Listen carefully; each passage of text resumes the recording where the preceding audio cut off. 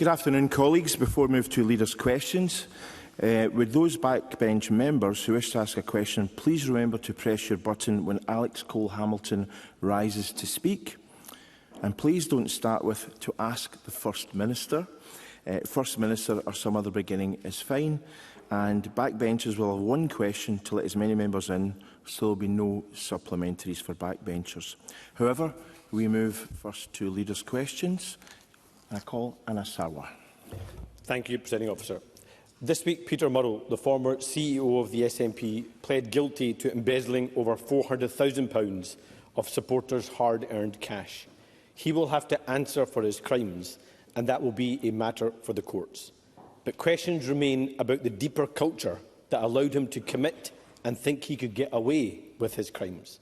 A culture that's been a hallmark of not just how the SNP run their party, but also how they govern the country. A culture of secrecy and cover-up, where the public are not told the truth, dissenters are vilified and careers destroyed, where protecting the party and the people at the top is more important than the country. A sick and twisted belief that the cause is bigger than anything. So will John Swinney apologise to all those that have been the victims of this dangerous culture? First Minister. Sir, as I've said in answer to the urgent question that I responded to on Tuesday and in my public remarks on Monday, that I am appalled at the conduct of Peter Murrell. And as the police statement said on Monday, this was a lengthy and extremely complex case due to the scale of criminality over a 12-year period and the lengths Peter Murrell went to try and cover his tracks. So there is a terrible example here of behaviour and a breach of trust in public office, which I unreservedly condemn, and I have made that abundantly clear. And the members of my party who have lost out as a consequence of seeing their donations and contributions used for the purposes for which they are intended, and I'm one of those people because I'm a contributor to the SNP, as are all my colleagues, are people who have lived with the consequences of this totally unacceptable actions. Now, in relation to... these issues have been addressed by a lengthy police investigation, and Peter Murrell is now facing the consequences of those actions. As for the remainder of Mr Sarwar's comments, can I simply say this? Mr Sarwar peddled all this for the last 5 years, unreservedly, aided by his deputy sitting beside him. And the people of Scotland made their verdict on the 7th of May, and they returned it. And they returned 58 SNP MSPs to this Parliament, and the Labour Party were reduced in their number. I think Mr Sarwar should change his script, because his script is not working. Presiding Officer, that arrogant disposition from John Swinney is what's destroyed so many people's lives in his own political party. Because John Swinney has been at the heart of the SNP for 30 years. This is a culture he helped build, enable and defend. So I say to the SNP benches, many of your colleagues and supporters were victims of this culture. And many you now sit with were part of it or benefited from that culture. So yes, Peter Murrell is responsible for his crimes, but secrecy and cover-up go far beyond one individual or one case. At its heart is an SNP culture where secrecy became normal, dissent dangerous, and people learnt that speaking out carried a heavy price, all while those at the top of the SNP machine operated without scrutiny. Yesterday we called for a parliamentary inquiry, as this is now a matter of public trust and integrity in office. John Swinney now says he believes in honesty and transparency. So prove it. Will he back a parliamentary inquiry? First Minister. No, I won't back a parliamentary inquiry on this issue. And the reason why I won't back a parliamentary inquiry is that we've just had a police investigation which has gone on for 5 years. And that police investigation has identified criminality as the source of this particular issue, and that has now been remedied in the courts. So I don't think there is anything a parliamentary inquiry can add to a 5-year forensic police investigation that has resulted in the successful prosecution of an individual and his guilty plea. So what I would rather do is concentrate on the priorities of the people of Scotland, as I always do, whether that's reducing waiting times in our hospitals, or providing the support to first-time buyers, or making sure we expand early learning and childcare. That's what I'm going to do, because I'm a First Minister on Scotland's side.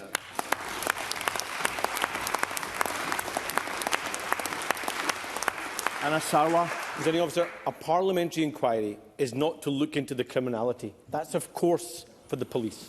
This inquiry is to look at the culture, the process of decision-making and lessons for the future. It's to answer the many questions that the public have. That requires light and transparency, not the usual John Swinney and SNP playbook to shut down or deflect, because we've seen the dangerous outcomes of this culture. Victims who reported the abuse by Patrick Grady threatened with legal and disciplinary action.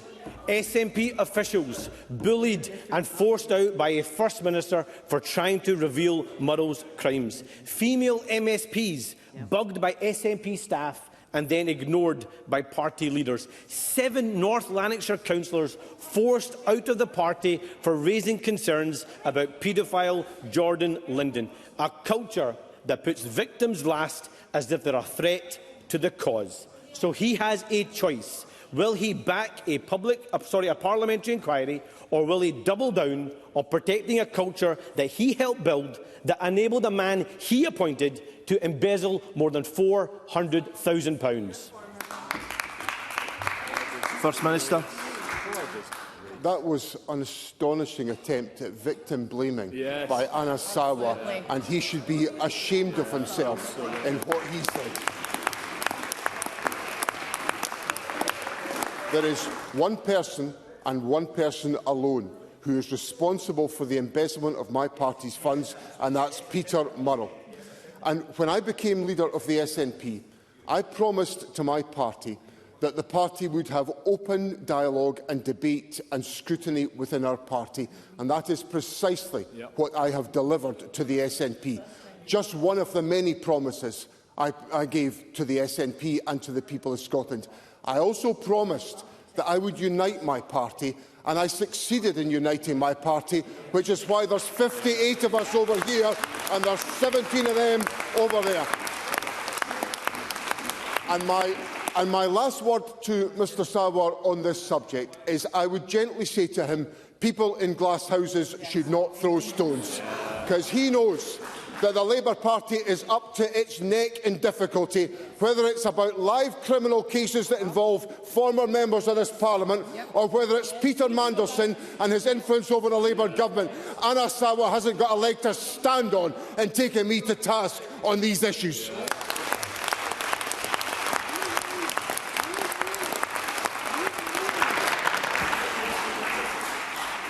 Malcolm Offord. Today, we are importing 70% of our gas from Norwegian gas fields in the North Sea over the fence from our own that we're shutting down. Even the Norwegian Energy Minister thinks that is daft. Will the First Minister now state categorically that the Scottish Government will support the licensing of our own North Sea gas? First Minister. So the Scottish Government's position is that if new developments are to be taken forward, they have to pass a climate compatibility assessment to ensure that the extraction of those resources is compatible with our journey to net zero. And also in that judgment, there has to be consideration given to the issues around security of energy supply. Now, the first part of my answer in relation to climate compatibility assessments is essentially a requirement to be compatible with the most recent Finch judgment on consenting of oil and gas licences. The second part of my answer about security of supply is to take into account the much more volatile circumstances that we now face as a consequence of what has happened in the Middle East in recent weeks and months. So that is the position of the Scottish Government, and obviously the decision-making on this question is a matter for the United Kingdom Government to take that decision as to whether or not those tests can be satisfied as a consequence of any new licences that are issued.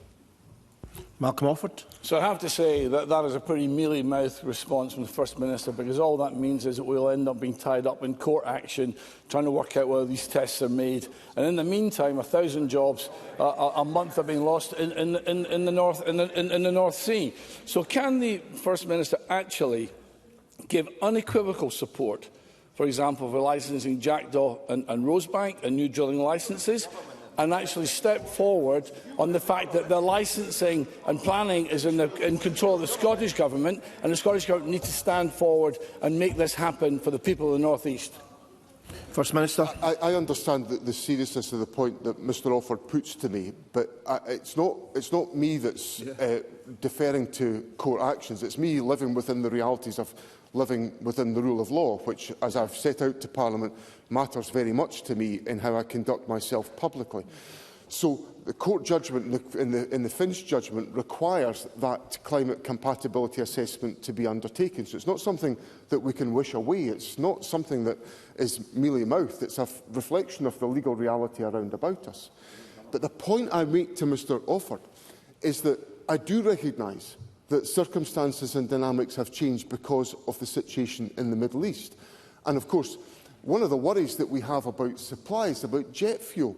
And of course, jet fuel was manufactured at Grangemouth, which the Labour government, despite Anna Sarwar telling me in an election debate in 2024 would be saved by a Labour government, was closed by a Labour government. Absolutely. So I think we've got very careful judgments to make on this question, but the assurance I give Parliament today, and crucially that I give to oil and gas workers in the North East of Scotland, is that the Scottish Government is going to act with all intervention we can to make sure we secure the future of those individuals affected by the downturn in oil and gas.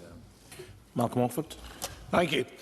During the election, the First Minister promised that his first debate in this chamber would be on the Constitution, and followed with a request for Section 30 notice, and he did that.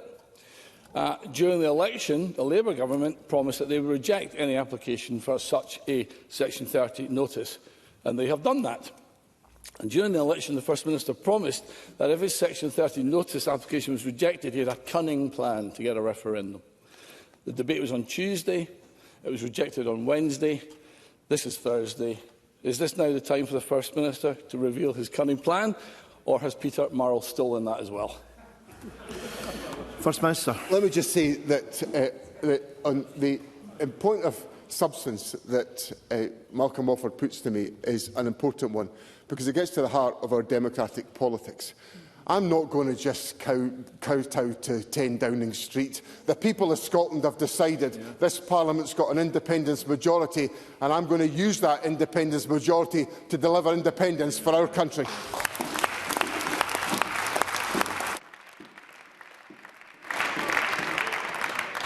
Gillian Mackay. The Scottish Greens were the only party at this election to say that we need to use our full taxation powers to raise more money, particularly from the wealth of the super-rich. Today, the Tax Justice Scotland Coalition has written to the First Minister, calling for a post-election reality check on Scotland's public finances. In their words, if we want a fairer and greener country, we need to invest in it, and you can't promise a better Scotland and avoid paying for it. We know public sector reform is badly needed, but trade unions in particular are rightly concerned that reform is usually a euphemism for slashing budgets and cutting jobs. Does the First Minister agree with the Scottish Greens and Tax Justice Scotland that we should explore all options for taxing wealth before cutting public sector jobs? First Minister. As Gillian Mackay will know from her experience in the last parliamentary session, any budget proposition is a combination of tax and spending decisions, and of course the Government considers in all of those requirements the opportunities to raise tax and the consequences of raising tax and the opportunities to undertake public expenditure and the impact that that public expenditure can have. I think as we approach this discussion, obviously we're going to have very open discussions. The Deputy First Minister will lead those on behalf of the Government, but Ivan McKee will also be engaged in discussions about how we secure greater impact from the way in which we undertake public expenditure. And whilst I totally respect and understand trade union concern, We've also got to be open to new ways of delivering public services. I've seen fantastic work being delivered, which is cost less, but delivered better outcomes for individuals. And that's at the heart of the work that Ivan McKee is bringing forward, making sure that we improve public services whilst delivering financial sustainability to the public purse. And of course, without a majority in this Parliament, the Government's going to have to work with others to come to common positions. And I look forward to taking those discussions forward with many colleagues across the political spectrum. Gillian Mackay. I appreciate that response from the First Minister, and I will come on in a second to an idea that we have on how we deliver more from the public sector. And I'm sure the new Cabinet Secretary for Public Sector Reform will have plenty of difficult decisions to make. But as the First Minister reflected, it's crucial that it's not just looking for cuts dressed up as efficiencies, but actually how we continue to build on the work that the public sector is doing, driving up productivity and well-being so that workers feel valued and are able to do their jobs well. Last session, the Scottish Greens secured a pioneering trial of a 4-day working week in the public sector, which resulted in a 25% drop in mental health sick days and no loss of service delivery or productivity. Whilst our finances remain stretched, rolling out a 4-day week would help transform public sector work at no extra cost to the public purse. So will the First Minister commit to expanding the 4-day week in the public sector? First Minister. I'm certainly very happy to consider these issues. It's obviously a bit early in the parliamentary session for me to be giving commitments quite as firm as Gillian Mackay is inviting from me today. But I do think there is a deadly serious point at the heart of our question, which is the environment in which public servants are working really matters. And if that environment is essentially burdened by excessive bureaucracy or by slowness in decision-making, then that can obviously have a negative effect on individuals in carrying out their responsibilities. And these considerations are at the heart of what Ivan McKee is looking for, to make sure that we utilise to the maximum the effectiveness of public expenditure so that public servants are able to fulfil their roles, and also that we are able to deliver better outcomes for members of the public in Scotland. Gillian Mackay. If it's a wee bit early for giving cast-iron commitments, the First Minister might not enjoy my next question. The Scottish Greens have already shown we can work constructively and creatively to raise more money for public services. Income tax changes driven by Green MSPs over the last decade mean that our public services are now better off to the tune of £1.8 billion each year. But we can't fix Scotland's public finances without fixing how we fund our local councils. For too long, the claim that we need consensus to replace the council tax has been used as an excuse not to take action. If the First Minister actually wants to scrap the council tax to fund public services, the Scottish Greens will work with them. That would be a parliamentary majority for change. So will the First Minister work with us to scrap council tax in this Parliament? Well, First Minister. As I told Parliament on Tuesday, I want this to be a bold Parliament. So there's got to be reform in this Parliament. We simply can't go on as we're going on just now. There are legitimate issues about the council tax and its fairness, and these are issues with which I have a great deal of sympathy.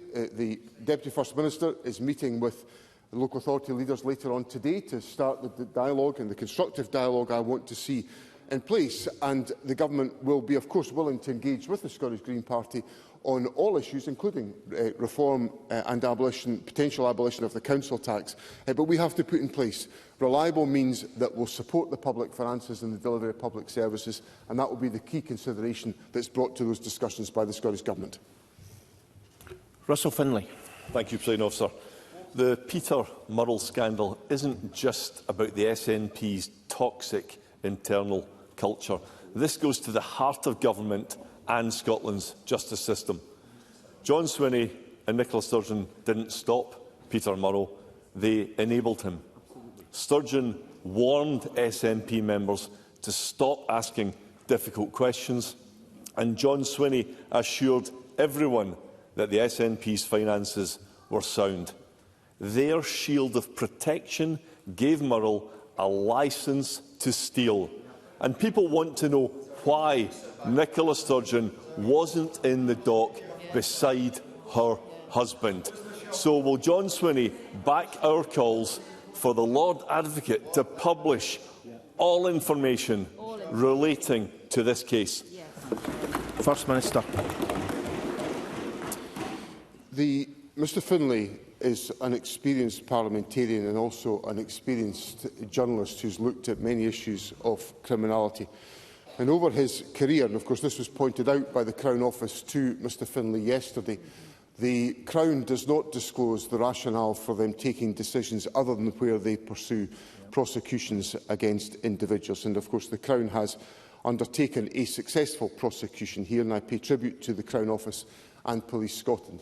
The Crown also made clear to Mr Finlay yesterday that the Lord Advocate had no involvement, nor did the Solicitor General, who are the law officers in this case, because they never have an involvement in cases involving political figures, because that is all undertaken by independent counsel and experienced Crown counsel within the Crown Office. So what that assurance that was given by the Crown to Mr Finlay yesterday is designed to do is to explain that the highest standards have been applied to a deep and forensic criminal investigation which resulted in the prosecution of one person and one person alone. And if Mr Finlay had a shred of decency about him, he would express his respect for the judicial system in Scotland, his respect for the justice system in Scotland, and leave the professional officers of our police service and our professional prosecutors to do their job, which is exactly what they've done. Russell Finlay. Usual desperate deflection from John Swinney. He's trying to shut down scrutiny, and we won't stand for it. John Swinney says that the SNP is the victim, although there are new reports that taxpayers' money was also stolen.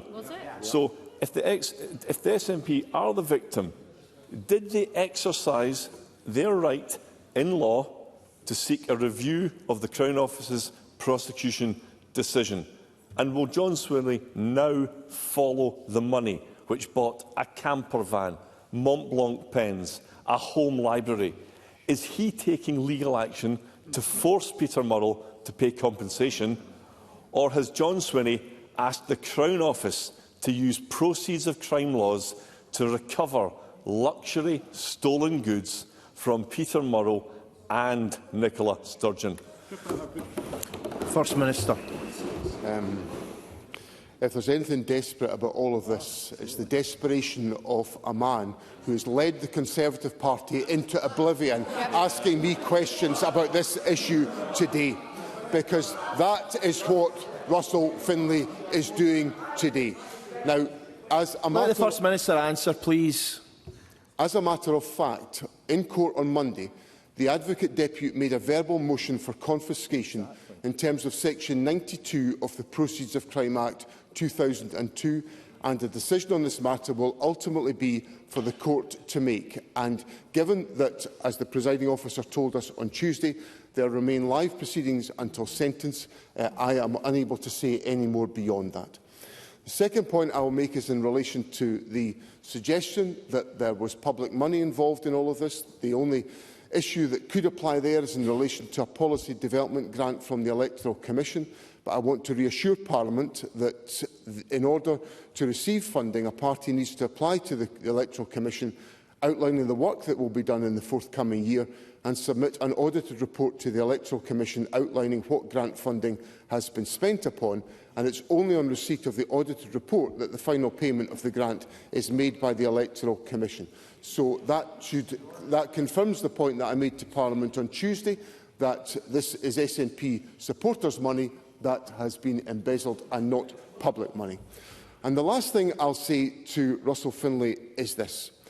The Scottish National Party is a party that has been affected by the loss of the resources as a result of this case. But what the Scottish National Party can rely on now is the most effective arrangements in place to guarantee the resources that we use, which we use to maximum effect. And we used them to maximum effect on the 7th of May, when the SNP won 58 seats in this Parliament and the Conservatives were reduced to a hopeless rump of 12 of them over there. They may grin all they like, but those of us who, for the 7th time in a row in this Parliament, successfully got rid of the Conservatives, the people of Scotland can breathe a sigh of relief that they're over there redundant as a consequence of the election.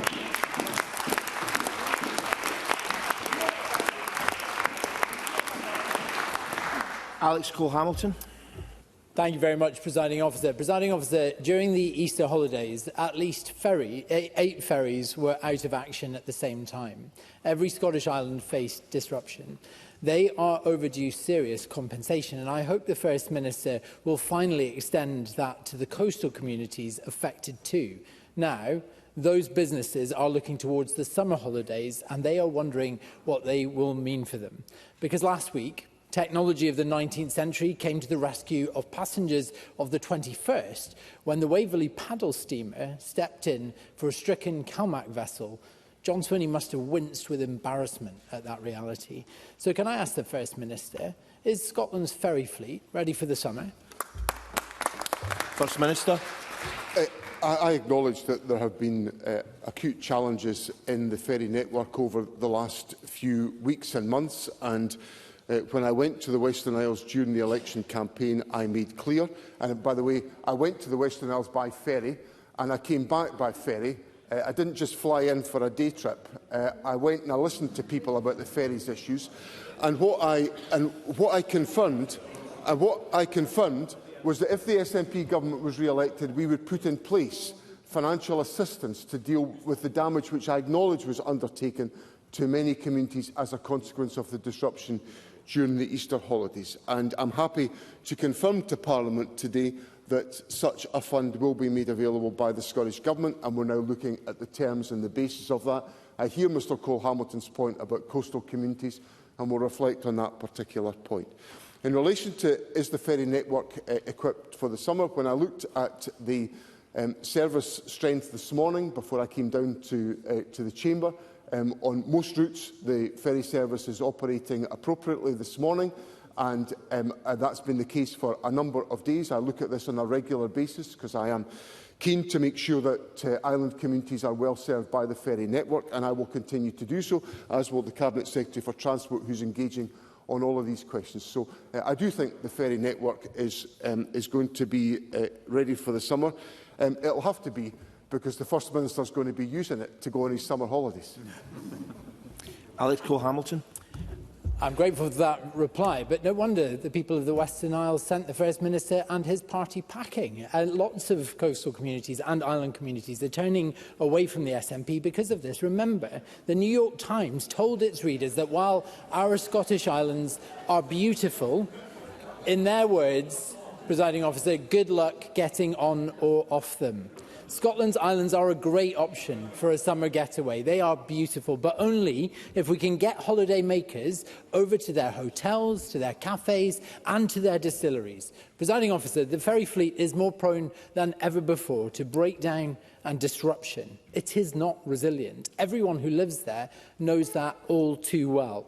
So has the First Minister picked up the phone to ferry operators and governments elsewhere in the UK and in Europe to find extra vessels to keep those routes operational and our island communities profitable? First Minister. Of course we've done that, because we've been using the MV Alfred on the Troon to Brodick route, with which the Presiding Officer may well be familiar. We've also purchased the Loch Frisa, which services the Oban to Craigniur route on the Isle of Mull. And of course, we have now in service the MV Isle of Isla, which is servicing the route to Isla. The Glensannox is servicing the route to Castleby at the present moment.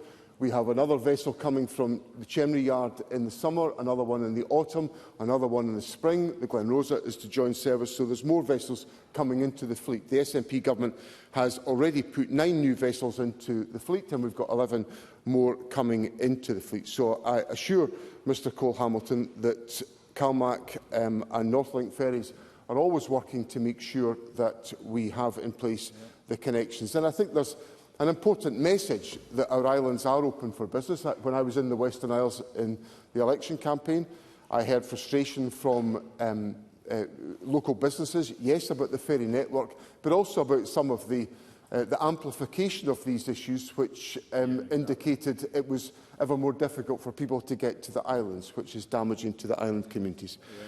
And the last thing, while I'm on my feet, and I really can't resist the temptation of this, is that Mr Cole-Hamilton said that island communities were turning their backs on the SNP. And obviously, I grieve the loss of my dear friend Dr Alistair Allen in the Western Isles, an absolutely outstanding parliamentarian, and I very much regret the fact that we were unable to hold on to Keith, Sutherland and Ross and Skye, Lochaber and Badenoch. But after 75 years of Liberal representation, the people of Shetland did an absolutely wonderful thing, and they sent Hannah Mary Goodlad here for the SNP, and we're delighted to welcome her here in the Scottish Parliament.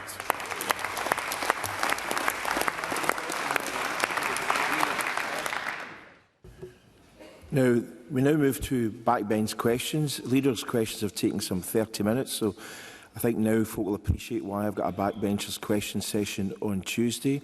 What I'll say to members now is that please ensure you've pressed your buttons, because we already have a host of people who are keen to speak, but there are those who sent in very interesting questions I'm quite keen to take, but some of you have not pressed your buttons. So without further ado, I call Jackie Dunbar. Thank you, Presiding Officer. This week there was an announcement that the energy cap was going to increase by 13%, which is going to have an estimated bill rise of £221. So can I ask what assessment has been made on the impact that this will have on poverty and child poverty in Scotland? First Minister. So obviously the news about the energy price cap is a very serious blow to families around the country, because people are already wrestling with the cost of living challenges. We all heard that during the election campaign. And of course the 13% increase in the energy price cap just makes that situation ever more challenging for individuals and families around the country. The Scottish Government will take all the action we can take through some of the measures I set out during the election around, for example, the affordability of travel, the affordability of the food shop. But of course what we need is the action from the United Kingdom Government, who promised to reduce fuel bills, energy bills by £300, but energy bills are going to be higher than when the Labour Government came to office. Just another example of the failure of the Labour Government at Westminster. And it's now a strong and compelling argument for what we'll debate and discuss this afternoon, for the importance of making sure that the energy generating potential of Scotland is in Scotland's hands, so that people can benefit from the strength of Scottish energy. Maggie Chapman. Thank you, Presiding Officer. The First Minister will remember the publication of the Gillies report last year that contained recommendations about university governance and financial management, including on issues of transparency and staff engagement. Today, Aberdeen University Court discusses restructuring, job cuts, increasing staff workload and more. And yet staff haven't been properly engaged. Unions haven't received the information required about fair work and other questions, and Senate has not been properly consulted.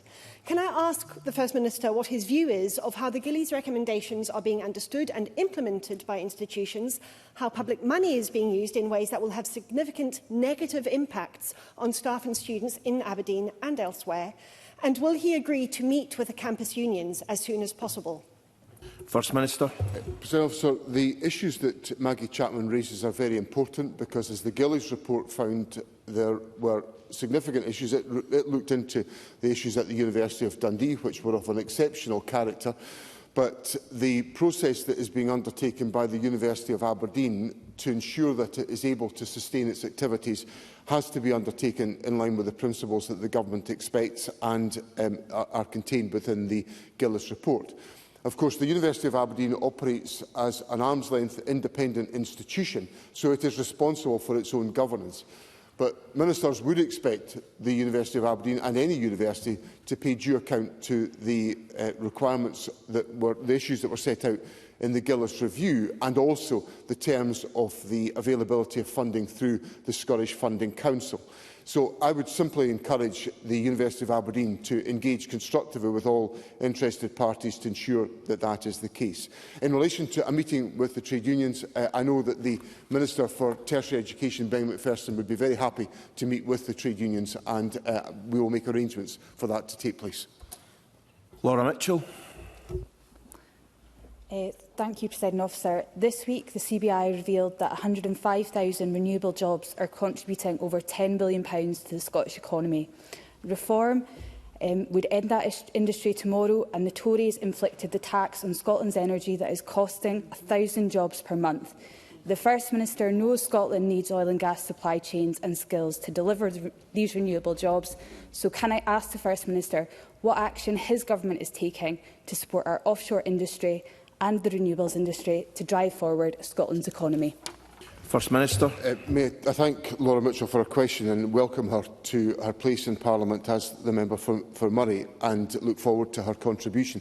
The issues that she raises, of course, in relation to renewable energy and oil and gas are central to the economic interests of her constituency, and I know that she will champion them effectively in this Parliament. In relation to the CBI report, I welcome very much the CBI report, and I had the opportunity to reflect at the CBI's annual Scottish lunch last Friday with the Cabinet Secretary for the Economy on the importance of a collaboration between government, business, our renewable energy and oil and gas companies, our universities and other players within our economy, our local authorities, and I had the opportunity to reinforce this message when I opened the new Renewable Energy Engineering Centre for Hitachi UK yesterday in the city of Glasgow, on the importance of creating a sense of common purpose within our economy to make sure that we are all taking measures that will support the oil and gas sector, support renewables, and make sure that we accelerate the transition to net zero. Now, what we need to see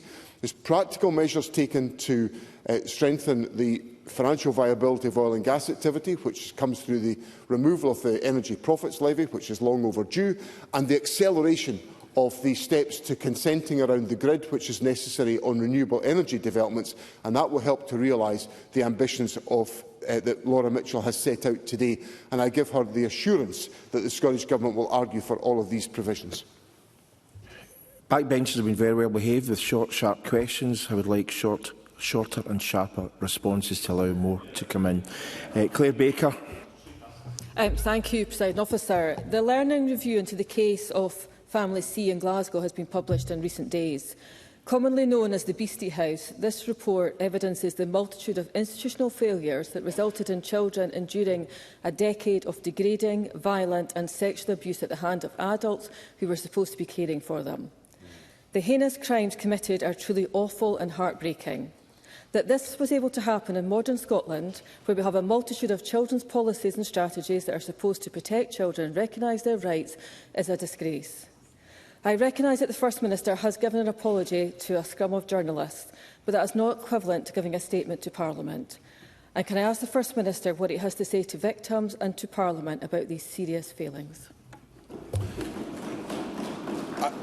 I'm grateful to Claire Baker for raising this important issue, and I agree with her conclusions and her assessment of this report. It is absolutely terrible reading, what has been disclosed.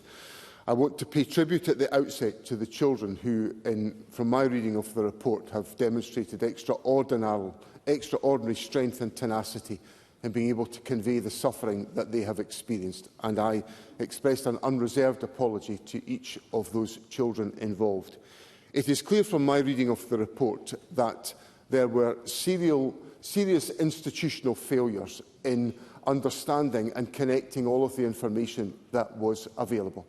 And I find it difficult to comprehend how that could be the case, because the information was so obvious and so compelling. But it demonstrates what has been an issue which has occurred in a number of cases on different occasions, of the failure of institutions to make connections between information that comes together to therefore necessitate action and intervention. And that is just one of the key points of learning that must come out of this report. The Cabinet Secretary for Education will be meeting with the City of Glasgow Council to consider this issue, and it was discussed at Cabinet on Tuesday. And I want to make sure that the lessons identified in this report are the source of challenge to all child protection committees in the country, because I agree fundamentally with the point that Claire Baker makes, that it is simply beyond comprehension that such experiences could take place in 21st century Scotland with the policy framework that we have in place. We have to honestly face up to the institutional failure that is involved, and I give her the commitment that the Government will do so. Liam Kerr. Thank you, Presiding Officer. After releasing more than 1,400 prisoners early, cutting the automatic early release point to less than a third of the sentence, bringing in a presumption against short sentences and all but stopping under 25s from going to prison, Scotland's prison population is nevertheless still at record levels. So does the First Minister accept that the knee-jerk, ham-fisted early release has failed, and can he confirm that his government will not bring forward yet another early release scheme to cover up its failure to tackle Scotland's prison capacity crisis? First Minister. The issues that Liam Kerr raises are serious issues because the prison population is at a very, very high level, and the level of incarceration is very high at the present moment. Part of that is because of the success of the criminal justice authorities in prosecuting individuals for historic crime and the length of sentences that have been applied. It gives rise to significant issues about prison capacity, and that issue is being addressed very directly. The Justice Secretary and I met to discuss this issue yesterday, and will be the source of very focused work amongst partners to make sure that we take all the action that is necessary to ensure the prison population can be stabilised and our prisons can operate safely for all concerned. Keith Brown. The First Minister may be aware that 60 families so far in my constituency have had to be evacuated at very short notice from their homes due to underground movement in the former mining community of Coles Norton. The distress and uncertainty caused to my constituents, including their children, cannot be overestimated. Can the First Minister assure me that the National Resilience Framework and his government generally will spare no effort in assisting my constituents and in ensuring that the Mining Remediation Agency and the relevant insurance companies fully and quickly discharge their responsibilities and provide serious support for my constituents as they experience the profound distress of being moved from their homes at short notice? First Minister. I'm very concerned about the issues that Mr Brown raises. I'm familiar with the points, and I provide him with the assurance that the Government's Resilience Network is actively supporting Clackmannanshire Council on this question. The Mining Remediation Agency are actively engaged with the partnership in taking forward the support that is required. I acknowledge the distress and the inconvenience and the anxiety that this causes to Mr Brown's constituents, and I provide him with the assurance that the Government will do all that it can to support the residents concerned and Clackmannanshire Council. And if there are any specific areas in which Mr Brown would require assistance from the Government, he knows that the Government will respond very swiftly to any request that he makes of us. Graham Simpson. Thank you. When John Swinney was voted in as First Minister last week, he said, "All too often in Parliaments, I've watched members celebrate when bold proposals are blocked, seemingly for political expediency rather than for any substantial concerns." And he offered to work across party lines because that's what people expect. The last Parliament rejected my proposals to introduce a recall system to this place. That was a missed opportunity. The First Minister backs recall in principle, so can I ask if he would agree to consider how we can best look at this again, either by me bringing my proposals back or forming a committee to look at it, or some other option? First Minister. As Mr Simpson indicates, I am in principle in support of a recall provision. I think it's necessary for there to be a recall provision in place, and I'm open to what is the mechanism by which that is undertaken. I think it's I generally consider this to be a rather invidious issue for the Government to bring forward because it affects the status of members of Parliament. So therefore, I think I would rather see this emerge through parliamentary discussions as opposed to at the initiative of a government bill, for example. But I am prepared, and it may be an issue, Presiding Officer, that the corporate body may wish to provide some advice about. But essentially, I give Mr Simpson the assurance that the Government would be supportive of developing such a proposition if we can agree what is the most appropriate mechanism for doing that. And I say that simply to respect the fact that I don't think the Government should be passing judgment about the role of members of Parliament. I don't think that's constitutionally appropriate, but if Parliament wished us to consider that, I'd be happy to do so. And Karen Adam. Thank you, Presiding Officer. First Minister, a few weeks ago you visited the Vinery in Banff with me and you saw the difference that it makes, offering a welcome place where people can build confidence, learn new skills, improve well-being and sometimes find a route into work. With our UK Shared Prosperity funding lost, it now faces closure in a matter of days, and that would be devastating for hundreds of local people and families. Can I ask the First Minister what steps his government can take to engage with the centre and help safeguard these services that it provides? Minister. So Karen Adams is absolutely right. I had a lovely visit to the Vinery with her in Banff and I saw at first hand the tremendous positive impact it has on the lives of individuals, tackling social isolation and overcoming some of the challenges of mental well-being that individuals are wrestling with. I'd be very happy to explore with Ms Adam the steps the government could take to try to intervene. The Cabinet Secretary for Social Justice would be able to engage on this question and will explore what possibilities there are to safeguard the support that's available through the Vinery. Thank you, and with apologies to all those members I was unable to take today. That concludes First Minister's questions. I suspend the meeting until 2:30.